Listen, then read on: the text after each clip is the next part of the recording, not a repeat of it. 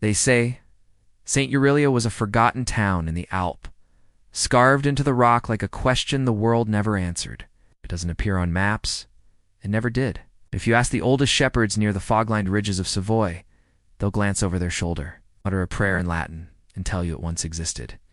She was not made in a toy shop, nor carved by loving hands. No, she was stitched by the nuns of St. Urelia Abbey in the year 1326, not out of cotton or silk, but from hair, human hair, woven with thorns, stuffed with pages torn from forbidden books. Her eyes were beetle shells dipped in black honey. Her lips were sewn shut with silver thread. Once, before the fires.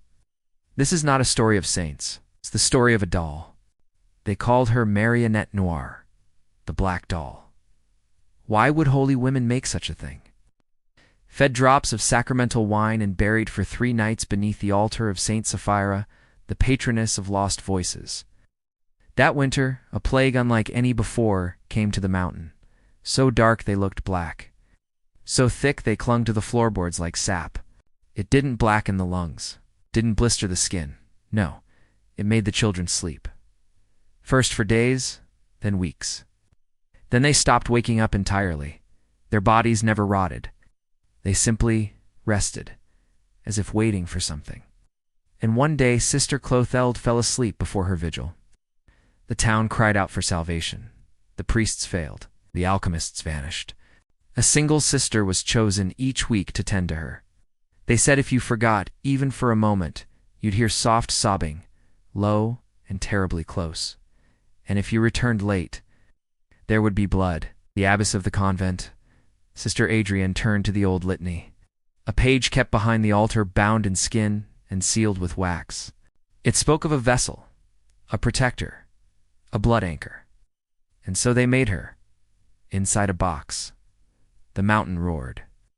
And when the ash cleared, nothing was left but stone, blackened crosses, and a melted choir cradle.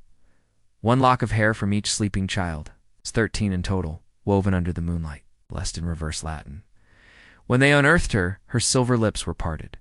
The next morning, the children awoke. All of them, smiling, eyes bright as spring. The plague had passed. But the doll demanded payment. Every night, she had to be held, rocked in silence, locked, spoken to softly, and above, all never left alone. The nuns built her a cradle in the choir loft. Not pools, just drops. Thin red tears seeping from her beetle eyes. At first the sisters obeyed. They prayed. They cared for her. And the children stayed well. But time is cruel. And memory is soft. The wailing began at midnight. The abbey shook. And in the morning Clothilde was gone. All that remained was her scapular wrapped around the doll, now smiling wider than before. They say the tears dried for 7 years. But then the fires came. No one knows who started them. Flames devoured the town in minutes, and yet, 200 years later, during Napoleon's campaign, a regiment seeking shelter in the mountains stumbled upon a cave sealed with saint-marked stones. Inside the box, a doll, hair long and tangled, stiff as wire, silver lips, beetle eyes, and on her cheeks, dry trails of crimson. The youngest soldier laughed and called her Mignon, tucked her in his pack. That night, the captain slit his own throat. The doll's eyes, once dry, were wet again.